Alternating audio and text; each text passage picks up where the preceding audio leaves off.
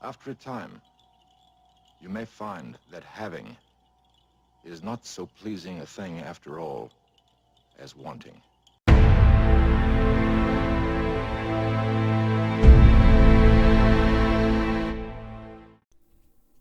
Hello, everyone, and welcome back to MindMatters. I'm your host, Adam Daniels, and with me in the studio, as usual, is Harrison Keeley and Elon Martin. This week, we're going to be talking about a book called, I don't know if The Molecule of More, How a Single Chemical in Your Brain Drives Love, Sex, and Creativity and Will Determine the Fate of the Human Race. By Dr. Daniel Lieberman and Michael E. The book itself is a summation of a wide range of scientific studies and research on dopamine, which is the molecule of more, as talked about in the book's title.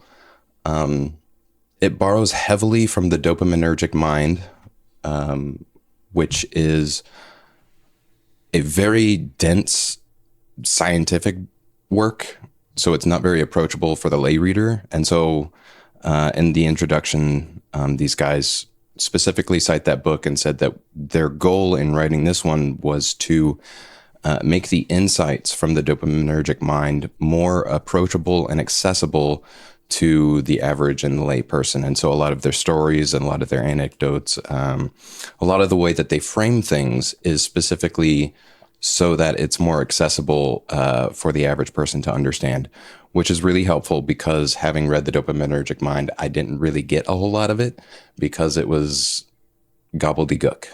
But this takes some of the same things that I remember from the dopaminergic mind and makes it far more understandable. So a couple of things just to start off with dopamine. There is the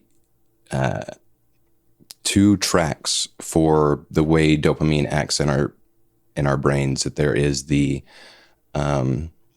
desire circuit and then also the control circuit. One makes you want more, and then the other helps you plan how to get more. And you also have, they talk about the here and now hormones, the H and N's, which serve to balance out the way that dopamine works in your brain. So that way they're trying to give you exactly what's going on in your brain. So that way you know, well, what's going on in your brain, because once you know what's going on, it's not this mysterious and nebulous thing. It's something that you can actually work with and work from, and was really useful and insightful in that way. And it has seven chapters. And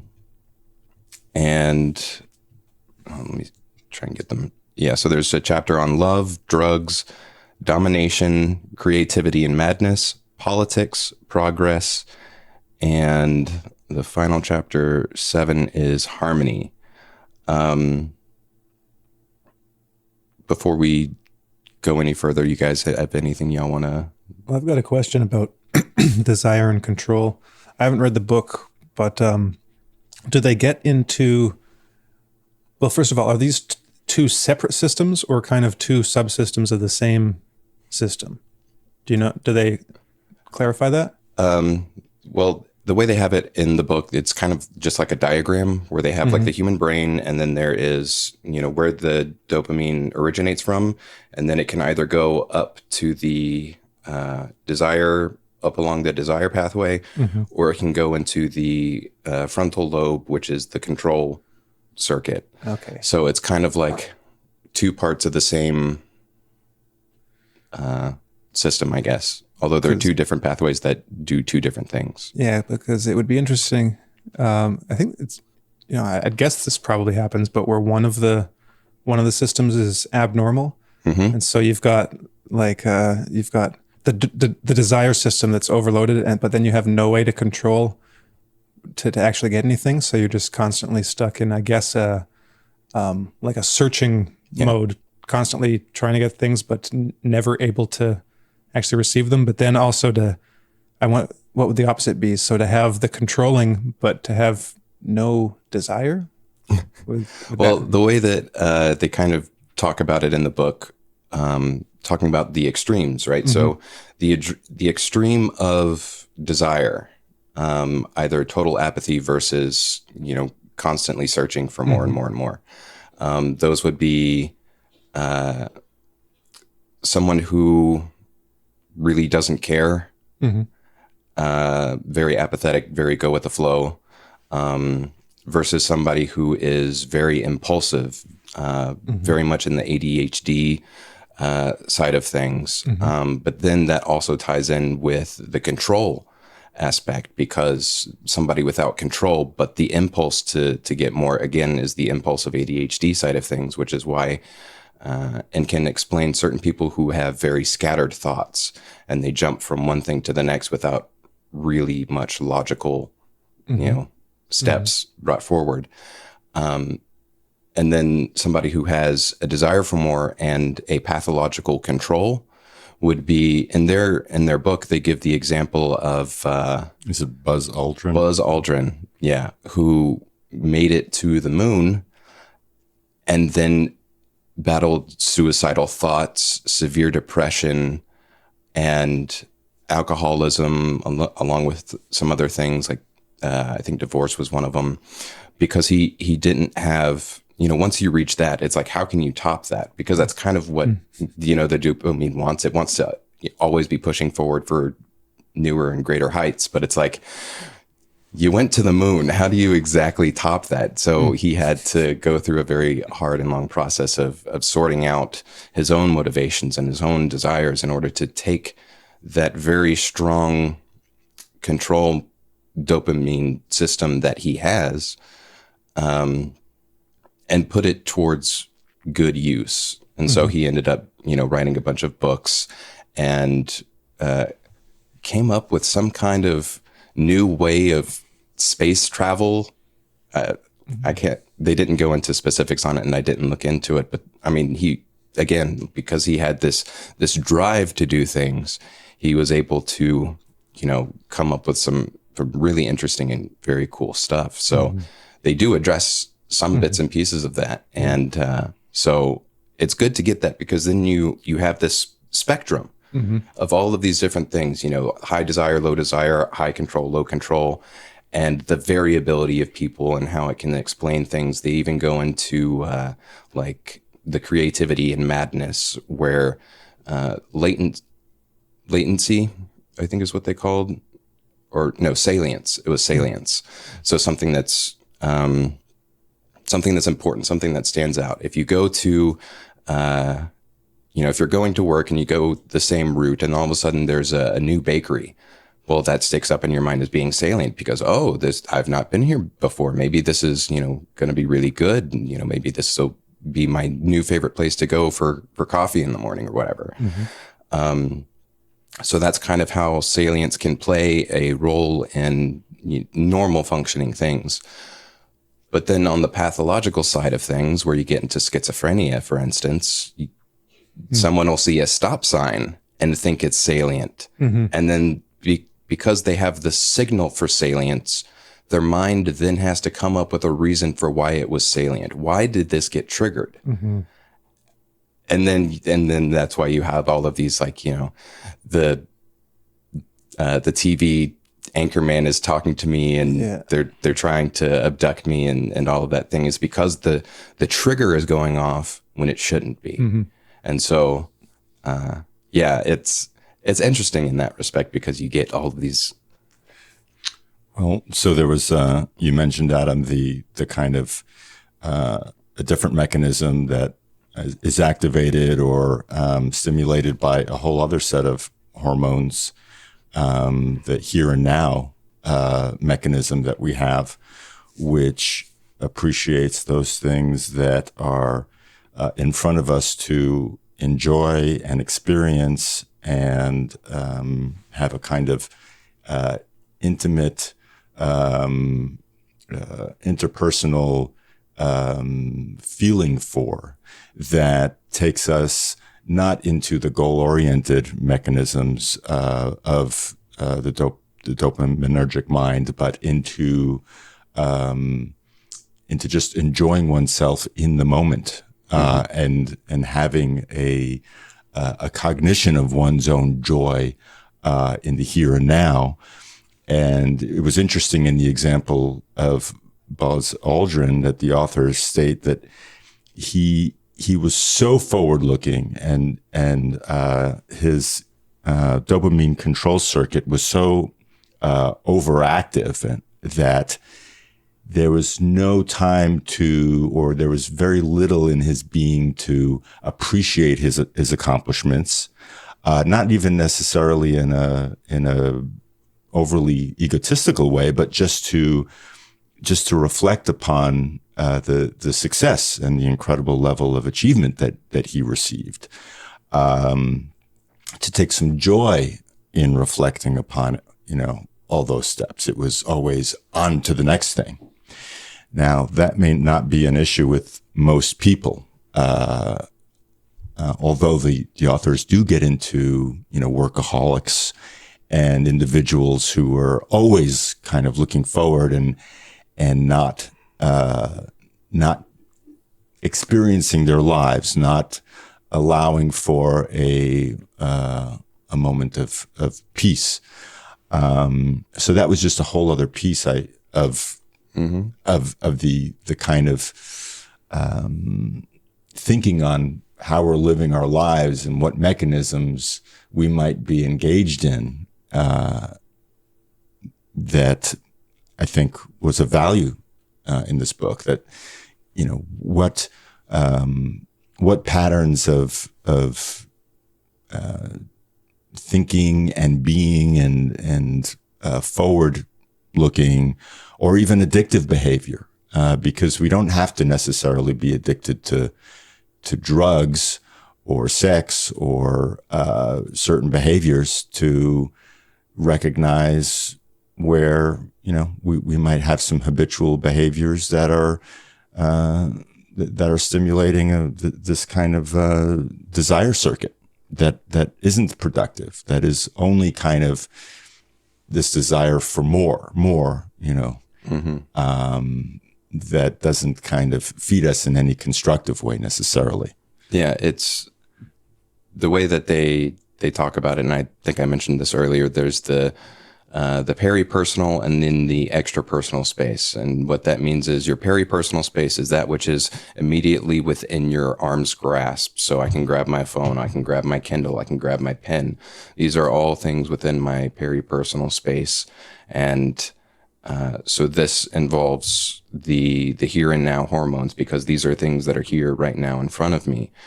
But anything beyond that goes into the extrapersonal space, where now I'm having to think about how am I going to get to that, because I can't immediately get to it. So that's part of the dopamine.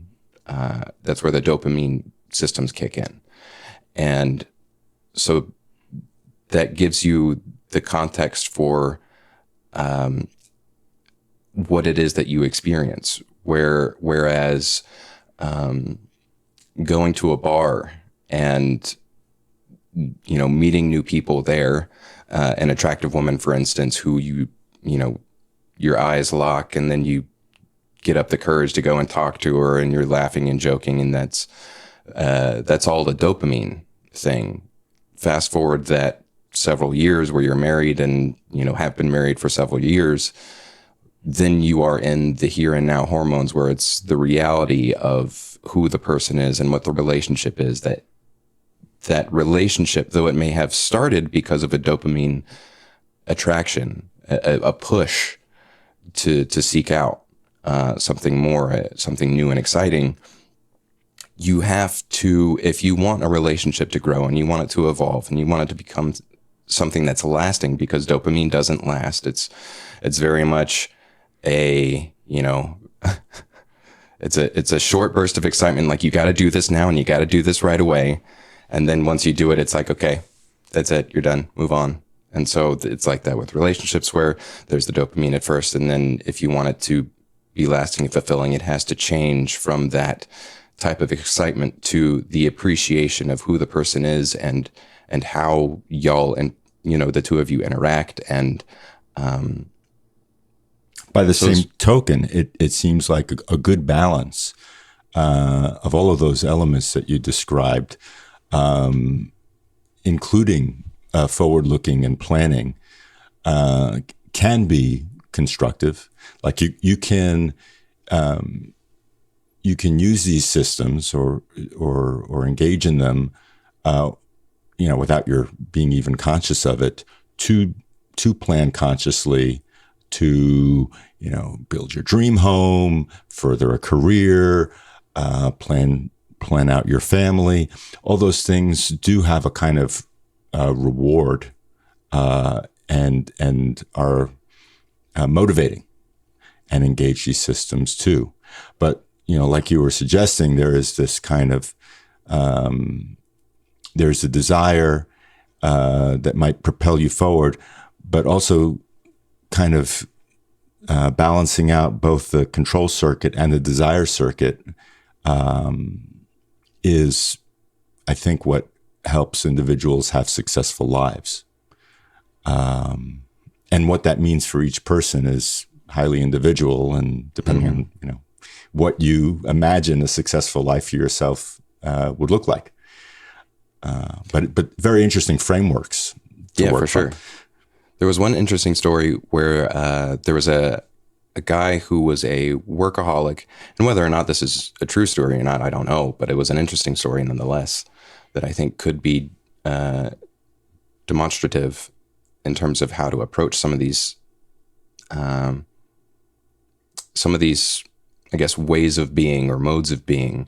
So the guy's a workaholic, very aloof to the interpersonal relationships, very short-tempered.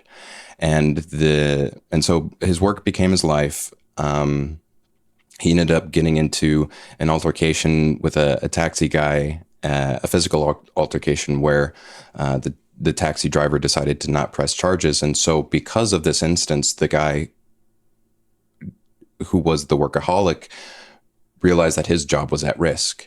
And so he decided to go seek help in order to try and figure out how to deal with this, because his work was his life at that point. Mm-hmm. And after trying a few things, one of his therapists was like, you know what, let's just try something totally different.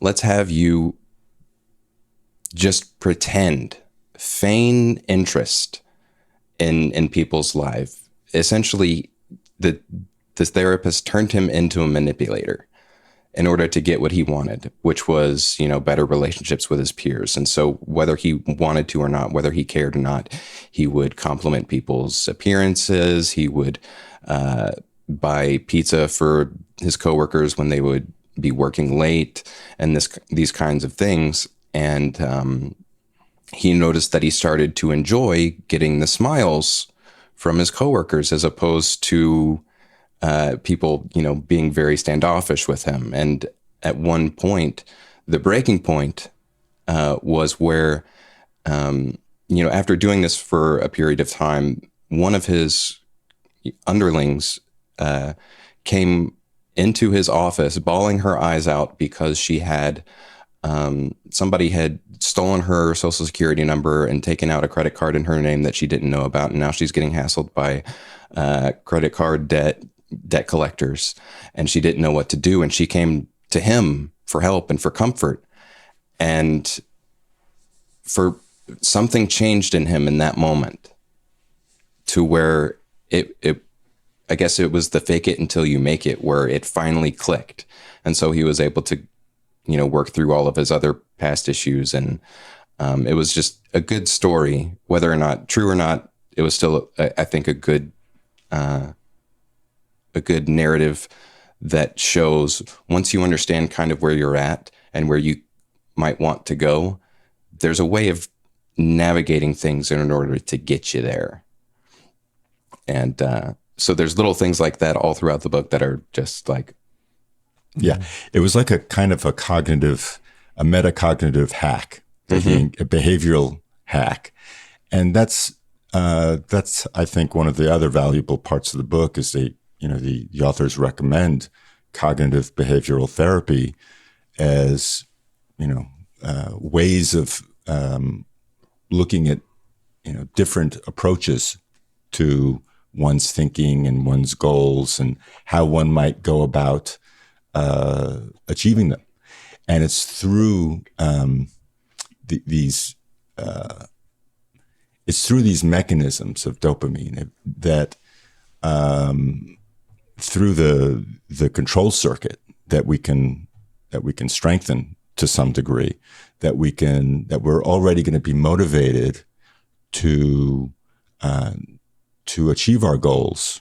But if we're not aware of our thinking and of how our thought processes can sabotage our efforts, then we're left with job insecurity. He was a vice president of a company who was being basically, I think he was being read the riot act because he was such a jerk. Yeah. So to talk about understanding narratives, one of the cool things that I thought about this book was how you can see where in the Gurdjieffian work you understand that man is the machine. He does things and creates narratives post-hoc. I think that's right. Mm-hmm. Yeah. So post-hoc in order to explain the things that he does. And that is exactly the kind of things that you get from some of the anecdotes in this book where the dopamine, whether it's the desire or it's the control, whatever it is, people are driven to do things from the biological level. And then they create the narratives post hoc in order to explain what it is that they were doing or why they were doing what they were doing. When really it was just because, in the case of like a schizophrenic, it's like you have a personality disorder. Your brain is miswired. It has nothing to do with the fact that the CIA is out to get you. They're not. This is a wiring issue. So it's insightful in its ability to give you a means of examining your own behavior and realizing, okay, so this is dopamine. And all of the other stuff is bullcrap that I'm just telling myself. Which hard enough to do on its own because you can't exactly think with the way you think. And so there's some quotes from people who are on or who took like methamphetamines or cocaine, who felt like they were on top of the world, felt like they could do whatever they wanted, who very grandiose, and that showed in their personalities. And there was one little bit where people were talking about how other people spoke about their personality changes after being on amphetamines for so long. When their personalities changed, people started to be like, hey, what's going on? You're getting a little too big for your britches there. And some of the responses from the people who were abusing amphetamines were like, oh, he's just jealous. So again, that comes back to the fact that they're just, narrating their own actions without having any real insight into the fact that, no, you're on amphetamines and it makes you think you're special. Mm-hmm. So I really enjoyed that part because I thought it was really cool because it's just like, oh, okay. So it was an insight into how you can evaluate your own behavior from a dopaminergic perspective, mm-hmm. which I found very interesting. Mm-hmm. It really highlights the kind of like the chief character flaws of humanity in general, which are like, first one is self-importance or egotism. So the tendency to trust one's own thoughts and opinions, and mm-hmm. especially about oneself. And of course, that branches off into every kind of rationalization and justification and projection and evasion. And it's once you understand those concepts exist and you kind of see a few examples of them, then it's hard not to see them everywhere because they are everywhere. So, well, just in some of those examples, right? So, you're getting a bit too big for your breeches. And of course, rationally, if you had this kind of unemotional logic being like a Vulcan or something, they'd be able to say, yes, logically that makes sense. That makes all of the data at hand fit together in a logical picture. But no, it's like that one very obvious truth. It's like there's a negative gravity well around it, or just like a magnetic field where it's just whoop, just whoop, no, anything but that, right? So they just latch on to something that allows you to keep on to that illusory image of yourself as, well, no, he's just jealous because really I am the shit, I am great. So the only reason must be that this guy's an idiot and just can't see how great I am.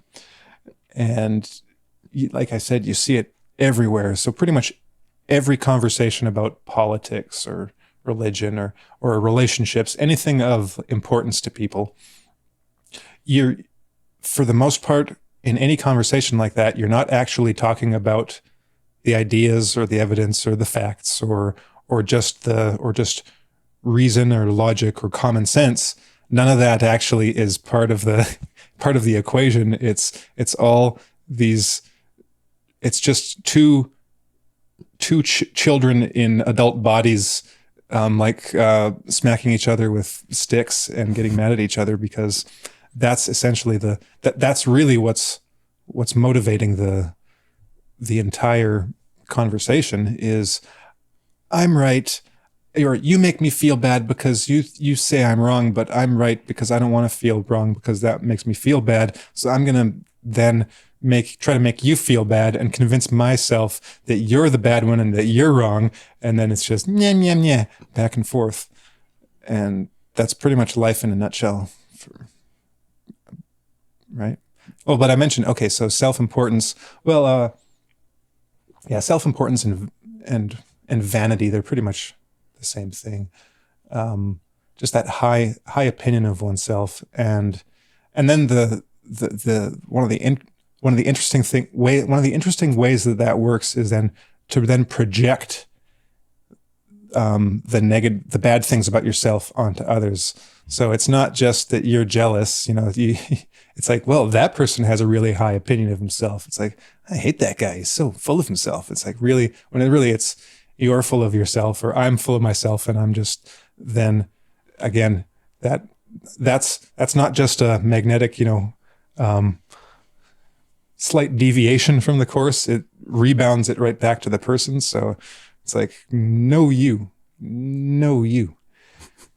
So very interesting. But on a related note, you'd mentioned the salience feature and how that can go haywire. So you see references everywhere. And I just happened to be reading on a totally different subject. I was reading the Wikipedia pages on delusions and ideas of reference. And though that's a big feature of what they call delusional disorder. So ideas of reference are just exactly that, to see something out in the world as a personal message to you, or to have relevance to you in some way that no one normally does, and it's obviously not. So it might be, it might be just noticing something and then coming to the conclusion that the CIA must be listening into your conversation because you're so important, or random bits of conversation that someone says and that's automatically taken as a reference to you. And so it's a weird form of narcissism and self-regard, not in the sense of the kind of classic narcissistic personality disorder, just person who's full of themselves and thinks they're all that, but we're totally egocentric, where everything has to do with you, and those little snippets of conversation or those offhand remarks that have nothing to do with you, everything all of a sudden becomes about you.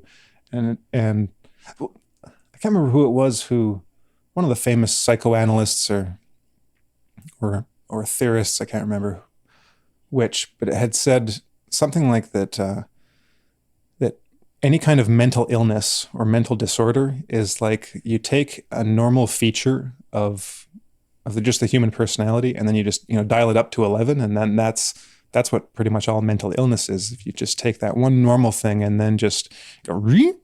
So that idea of self-reference, I mean, everyone will do that to a degree, maybe even very rarely. So they might just once hear a bit of conversation and think, oh, is that about me?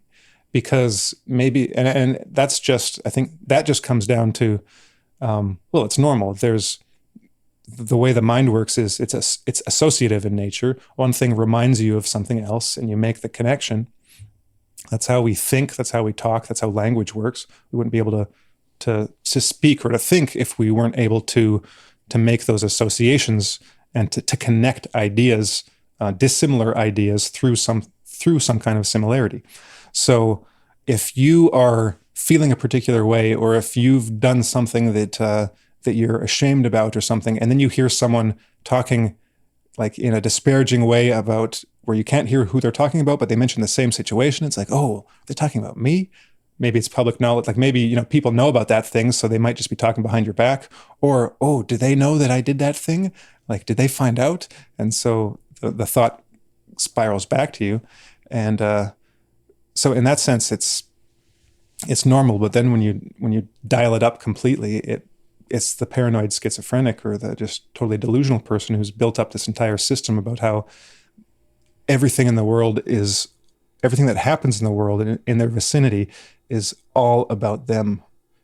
And it's weird. There was one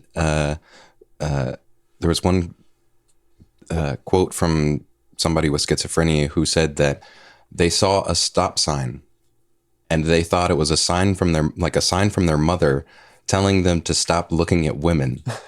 And everything in your conscious awareness should know this is a government sign that's put on every freaking street corner. This is not a special thing. It's been there for years. It's been there for years.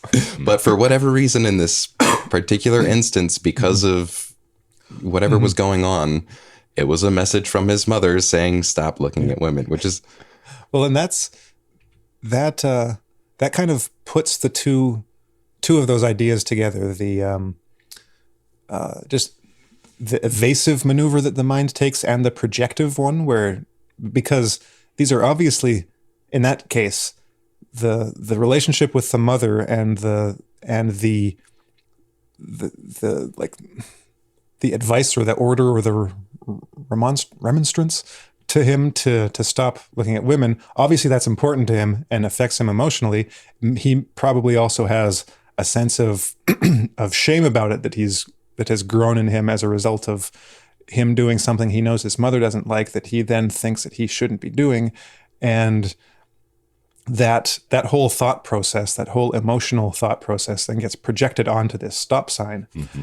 And that's a way, it's an interesting way of approaching something that is important, like relevant, like salient to one's emotional mental health, and then projecting it in the world in this weird distorted form, right? Because you can see that it makes sense. Yeah. Right. It might be crazy, but it's really not that crazy. It's that associative process dialed up to 11, because here's this very relevant, emotionally charged issue. That's it right there. And then it's like overhearing the snippet of conversation, right? You see stop. It's like, oh, well, what do I have to stop doing? Well, my mom says I should stop doing this. And, but because it could have been just the fact that he was looking at the stop sign at the time that he was having this emotional thing.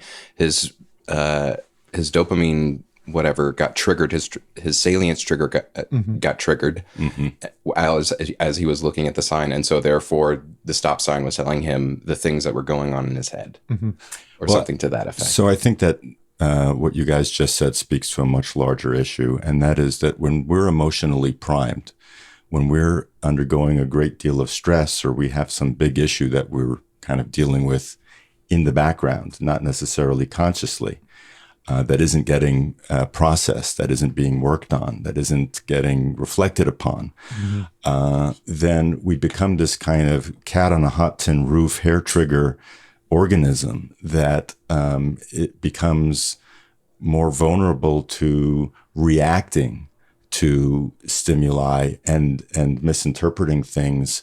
And I've been there. It's a hell of a thing to be in that sort of a state, because these mechanisms are running roughshod over your, the kind of frontal lobe that would regulate all of your, logical, more reasoning faculties, and the awareness that comes with thinking about how you're thinking, that gets thrown out the window. But there is this. There's definitely something to be said for cultivating the here and now hormones via stimulation of the vagus nerve and perhaps meditation and working with one's hands, doing things that are focused in the Parry personal space, Adam? All of these things are a kind of proactive approach to being less vulnerable to reacting in the moment. Because, once and he gives a very good example of the guys who go out on the boat and realize that the waves are very high and that they're very soon going to reach the coral reef, and then they lose the power, the rudder of the ship. So he notices within seconds that he's gone into complete panic, but realizes he's gone into a panic. And once he's realized that, shifts into a logical reasoning mode, decides to put the sails up on the boat, which would allow them to steer the boat outside of the trajectory of the reef. And basically, they save themselves. They couldn't jump off of the boat because of the undertow and the waves' ability to throw them onto the rocks. But then something happens when he gets back to his room after safely coming to shore, and that is that he breaks down crying and shaking uncontrollably, which is a very normal reaction. He simply had to put his whole being into high logical reasoning gear for those minutes, those critical minutes, in order to save their lives. And then you deal with the post-traumatic stress of the situation afterward. You do the somatic therapy, the shaking, and you let out the kind of anguish, the I almost got crushed and died, feelings of fear and horror and terror.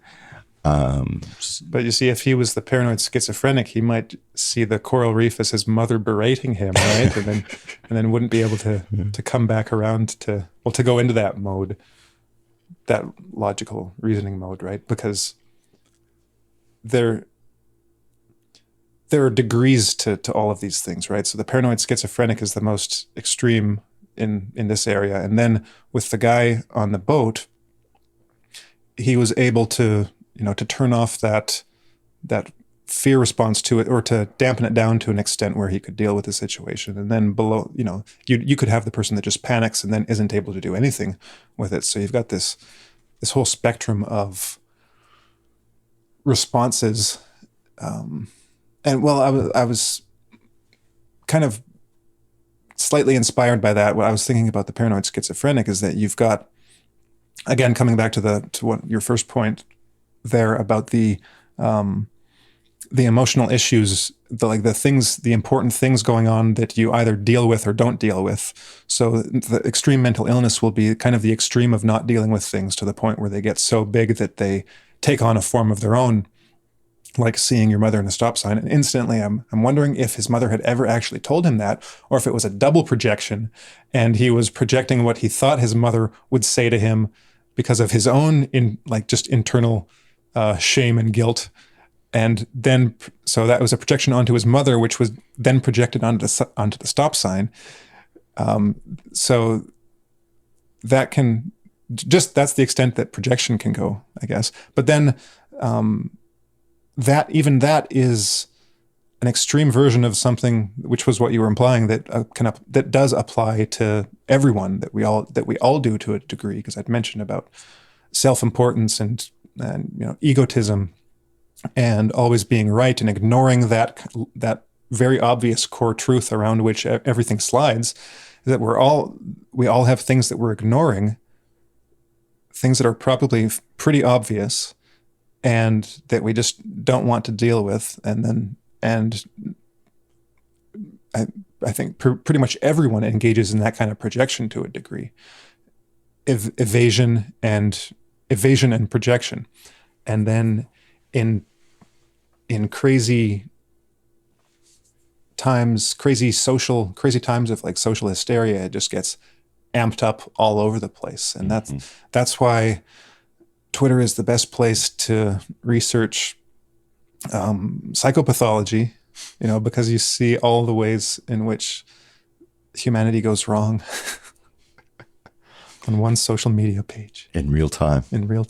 There's another interesting line, I think it's from the beginning of the section on creativity and madness, where they're talking about John Nash, the famous mathematician, who somebody had asked him, you're so smart, you're so intelligent, you were able to do these mind-bending equations. How could you, possibly think that that there's alien messages coming to you? And his response was, well, the same place that I got the mathematics is the same place where I'm getting the voices. It was the same pathway, which I thought was really interesting, that like literally madness and creativity are the same thing. It's just like you were saying, it's the degree to which you're on that spectrum or where you are on it that, keeps you from the fine edge of creativity or madness, which is really cool and also kind of scary.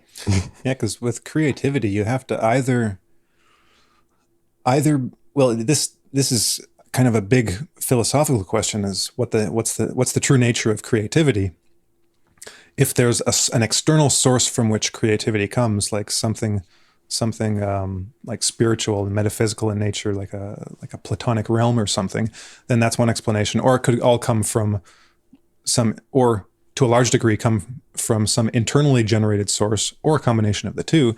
But to be creative, you have to have access to that source. Yes. Right. And so you have to, and it could be, so in either case, it could be from somewhere else, or it could be from, deep within your own subconscious, whatever that is.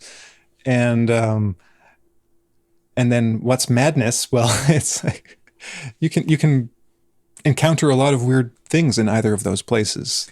Well, I was thinking of this very issue in the context of the Wachowskis, the filmmakers who were responsible for the Matrix films, Cloud Atlas, V for Vendetta, and a number of other very interesting films that I think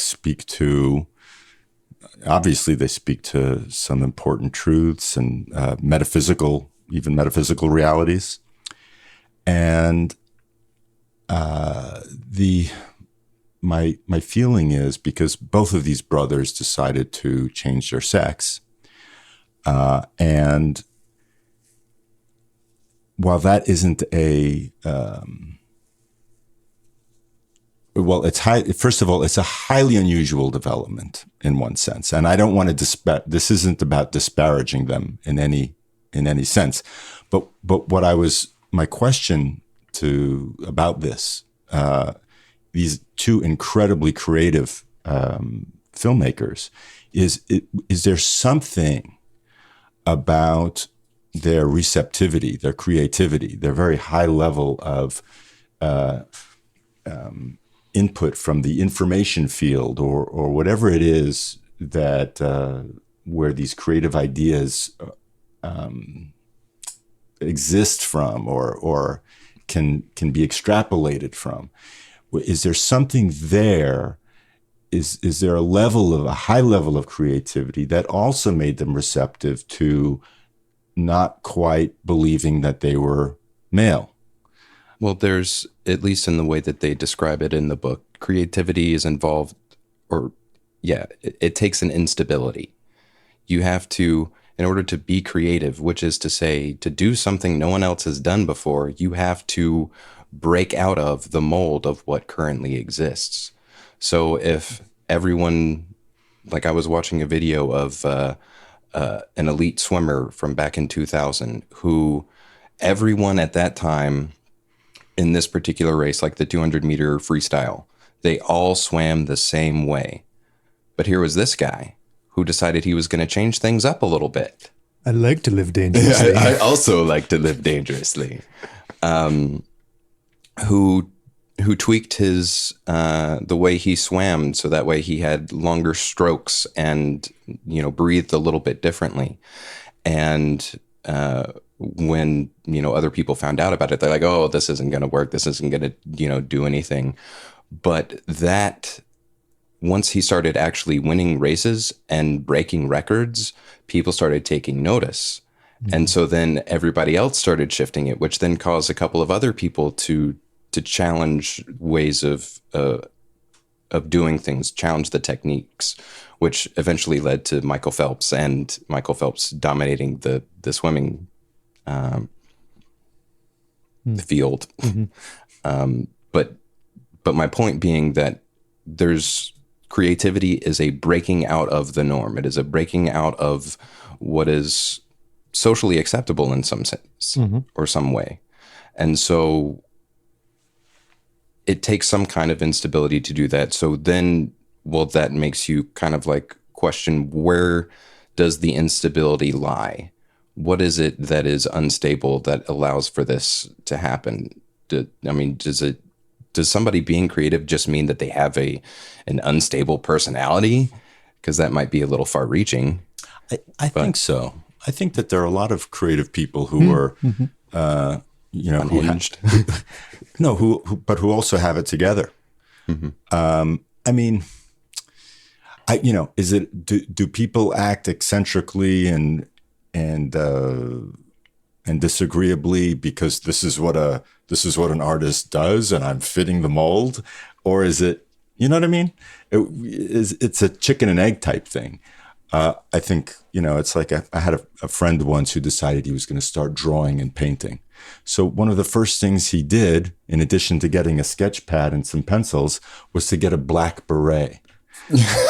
Because that's what artists look like, right? So is there like a behavioral set of features that some people engage in because that's what the creative type presents as? I don't know. Well, there was what is his name? Alan Watts or something like that. Alan Watts, the Buddhist guy? No. Tom Waits. That's it. I was watching an interview that he gave where he was talking about like drugs and how people who don't like drugs just can't handle it or something to that effect. And it struck me that that's just kind of like who he is. Who he was just structured around being a counterculturalist. Like, it didn't matter what it was. He was just going to buck the trend simply because he bucks trends. Whatever it is, he will, go against it. Mm-hmm. And I think that's kind of speaks to what you were talking about, about there being something to a truly creative person who that's just who they are, versus somebody like your friend who just like does it because they're imitating, because they have this image of what they think it looks like, and they're doing it to look cool, mm-hmm. Rather than be an artist. Step 1, get a beret. Step 2, profits. That's pretty much it. I'll offer a few maybe reductive explanations or things to consider. So first, there's one of the things we haven't mentioned is just the personality structure. So openness. So creative people are open, and that openness kind of relates to what we've been talking about and what I mentioned about the receptivity of kind of to madness and to creativity. It's because you're open to new things, right? You're open to being on the receiving end of new ideas, and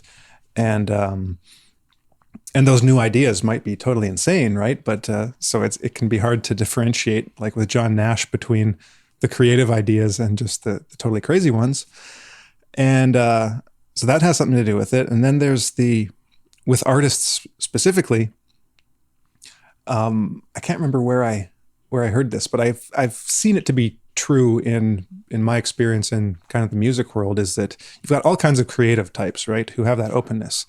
But the ones that get famous and the ones you know about tend to be the disagreeable open types. They're creative, but they're like hard asses. These are the guys that self-promote and push and like wheedle and grate on your nerves because they want to elevate themselves, right? And they have the personality to do it. They have the personality to fight and win, right? And then the weak creative types are just like, I just want to, do my creative stuff, and that's all I have to do, and I don't have to, fight in the music world and all that, and the music business and with record companies and stuff. But the ones that succeed are the ones that have that kind of like that ruthless business edge at the same time that they've got their creativity. So that's, I think, where that disagreeableness factor comes in, is because those are just the ones that get successful because of their disagreeableness.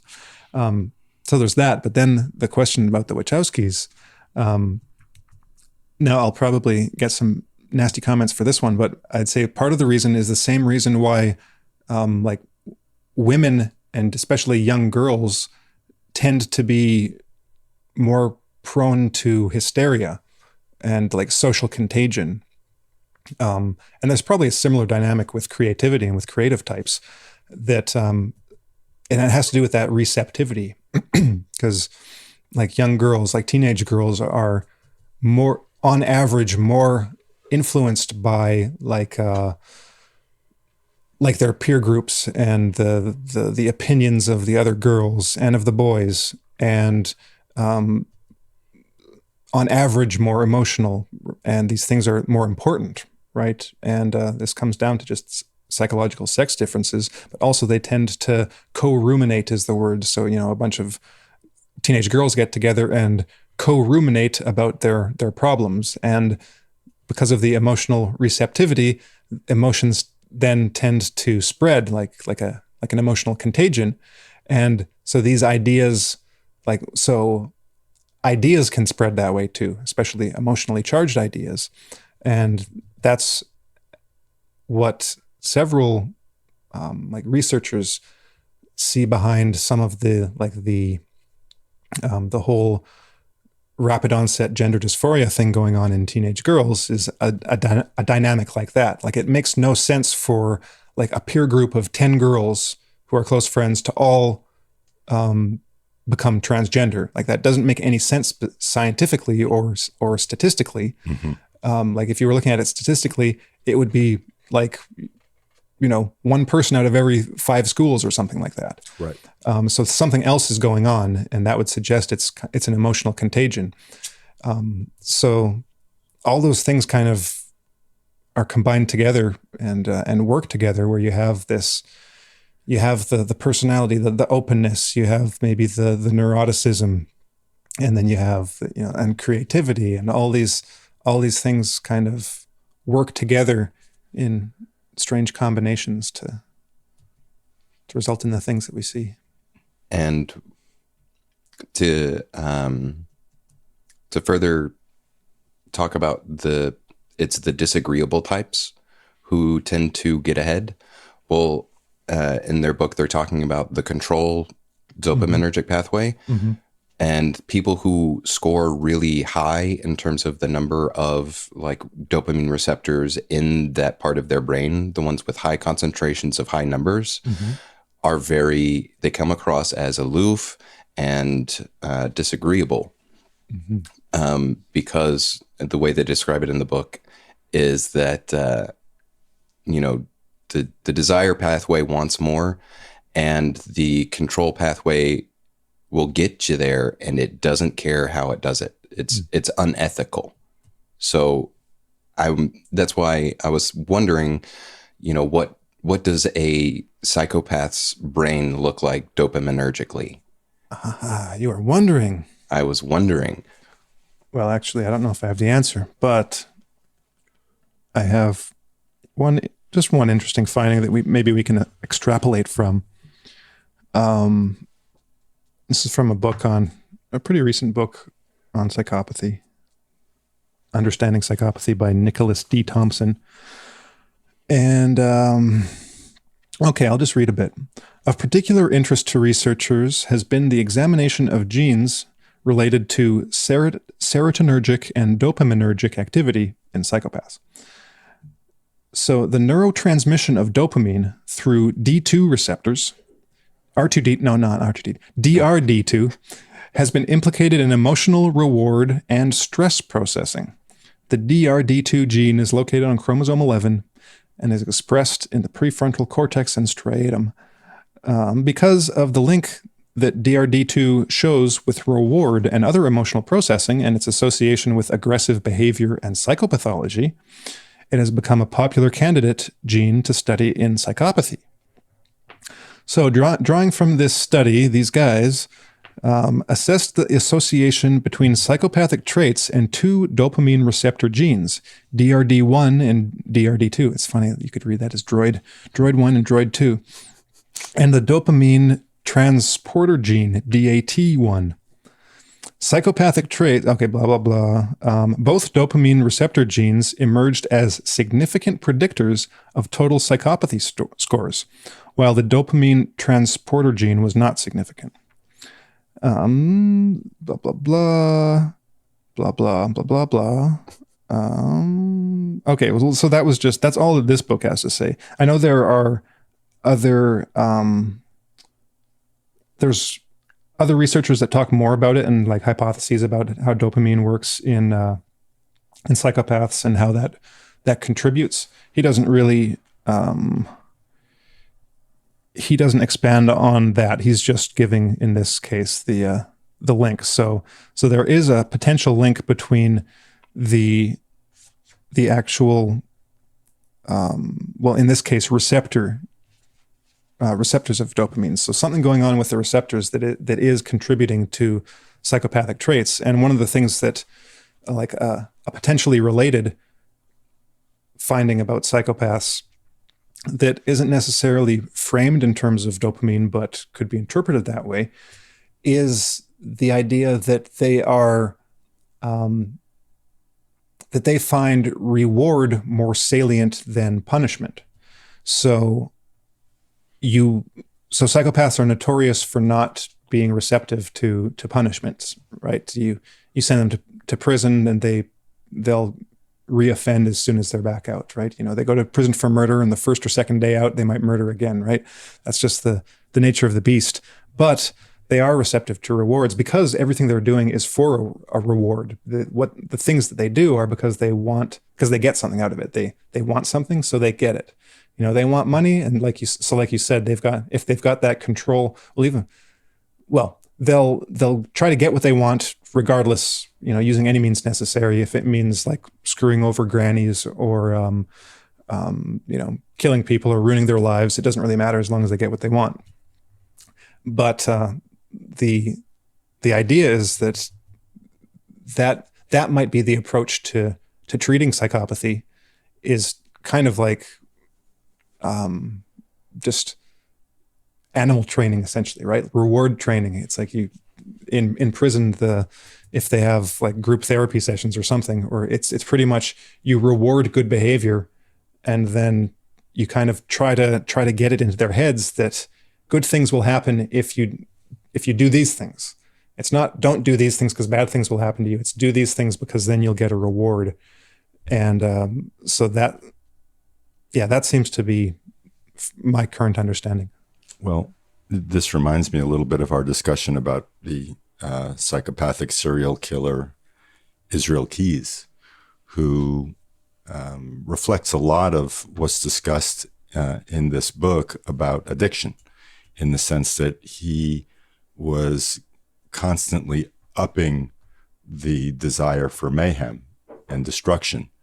And so whatever rush he was getting for doing the acts of criminality that he was doing, there was always this imperative to do it bigger, to do it worse, to do it more effectively, and that was the reward system that he had wired for himself effectively. And that's highly suggestive of a purely dopaminergic motivation, because that is exactly what you get with dopamine when it's a drug. You know, when you have like cocaine as an example, you do cocaine for the first time, it's amazing, it's great. You do the same exact amount, you know, a couple of days later, it's not as good. You have to do a little bit more, and then, you know, it just repeats, where the more you do, the more you have to do. Mm-hmm. And so in that way, what he was doing was very much dopamine motivated, because, as he said, you know, he had to keep upping the ante. He had to keep pushing the envelope, because that was the only way he was going to get that same reward, is if he kept pushing himself in that kind of a way, which is contrasted to, you know, something that they had talked about with like the Alcoholics Anonymous, where there's a social cohesion, a social bonding, and part of the reason why it works is because of the negative reinforcement. And by that I mean, when you develop a peer group and you're trying to do something to better yourself, you don't want to let them down. You don't want to disappoint them. You don't want to feel guilty for having, you know, not lived up to your goals or your standards. But, you know, as you were saying, that doesn't work for the psychopath. So, you know, there's something there that's, I guess, just non-existent for the psychopath. Mm-hmm. So that's why it doesn't work. Yeah, it could be that they're, just like we were talking about mental illness being extremes of normal things. It's like this might be the extreme of, like, I don't know, the dopaminergic systems in the absence of other systems, right? So when you take out the other brain psychological systems that contribute to a normal human, then you get this expression of these other, you know, pathways. So again, you could find analogies and similarities between just normal human processes and what psychopaths do, but because the psychopath is lacking all these other things, it's this kind of mad caricature of what humans do, of what normal humans do, mm-hmm. Non-psychopaths. It's like a car that has, it's a car that has the gas pedal, but it doesn't have the brakes. Mm-hmm. And so it just goes, and it has nothing to stop it except the brick wall that it runs into inevitably. Well, maybe we can talk a little bit about that as it involves our own cognition of our, like, personal behavior and lives, because it seems to me that, you know, looking at these frameworks in reference to our own selves and what we accomplish or don't accomplish, you know, how we can fall into self-indulgent ruts, or, like you were saying earlier, Harrison, you know, there's certain things that we purposely avoid and or project onto other people when, you know, if we take some time to reflect on it, what we might dislike most about other people is something that we do well to acknowledge about ourselves. So are we looking for examples? Not necessarily, but I've got an example that just came to mind. Just throw it out there. Mm-hmm. So it's easy to become really paranoid, right? And to see things that aren't necessarily there. And just a quick observation is that I've often found that the most, like, paranoid people, they're like, oh, you know, the government is, you know, so evil. They're, you know, coming down on me. And they're it seems to me that they're essentially projecting their own personality structure, onto it might be totally true, right? That's the thing about paranoia, is that it doesn't have to be false. You can still be paranoid and right at the same time, and you can be non-paranoid at random. Yeah, there's many variations, but the kind of diehard paranoid, like, conspiracy theorist that we've all encountered, is kind of like, maybe in the same position, those are the things that you'd be doing. It's like this projection of this like disagreeable personality that no one really likes, that's hard to get along with. Mm-hmm. It's just another variation on that projection theme of projecting the self-critical associations one has about oneself onto the world, and using that as a means of not looking at one's own personal failings. It reminds me a bit of the New Inquisitions, where they had all of the, like, at various points in time, there would be groups of people who would be conspiratorial as a means of counteracting what they say is a conspiracy, not realizing that they're actually the ones who are doing the stuff they're accusing everyone else of doing in order to gain power and control and all of those sorts of things. It's total projection.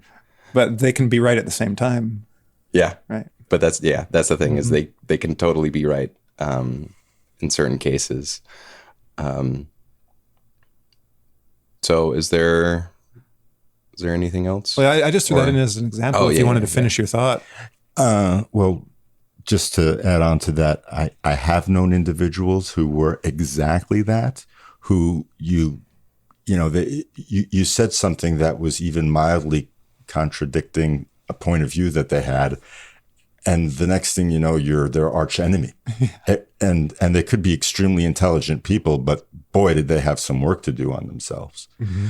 But the other point I wanted to get at is that, these are frameworks. And I think that if we're ever feeling off course, that there are things that we can do, if we notice that there is this kind of tendency for more and more of something that isn't exactly forwarding, or goals that one wishes to attain that aren't necessarily, when you stop and think about it, all that necessary to achieve. There is this, it's kind of you can allow it to become this own self-fulfilling thing. Like Muraviev describes, the horses being out of control, and you are the master and you have to control the horses, to use one analogy. So we can course correct, I guess is my point. And being cognizant of when we're off course to some degree or another in our lives, we can decide via this dopamine control circuit, and perhaps a good use of our imagination, a constructive use of our imagination, and where we would like to be. We can work towards stuff. We don't have to allow these mechanisms to run roughshod over our futures.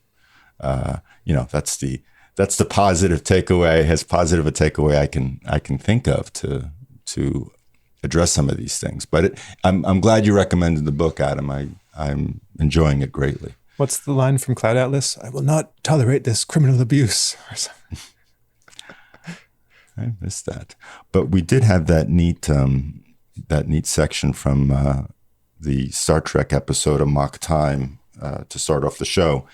And it speaks to, I guess, a lot of the issues involved, including the cold, calculating, hyper-rational thinking of Vulcans, as well as their desires and their needs and their wants, which is kind of something you don't think about so much when you think of Vulcans. But anyway, that's a particularly entertaining episode, Amok Time. It's the one where Spock and Kirk battle it out on Vulcan, in case you want to go to YouTube or somewhere and have a look-see. It's well worth a watch, you think? Yes. All right. Well, yeah. So the book we were discussing, The Molecule of More, check it out. It's really interesting, really insightful, really useful, and a lot of good little tips in there about how to navigate different aspects of how the dopaminergic mind can influence behavior with regards to politics and love and creativity and control, and just how to navigate it in a way that brings you what you actually want and not just what the dopamine tells you that you want. So highly recommend it. Check it out. If you like the video, like it, subscribe to the channel, share it around the social spheres, and we'll see y'all next time. Have a good night.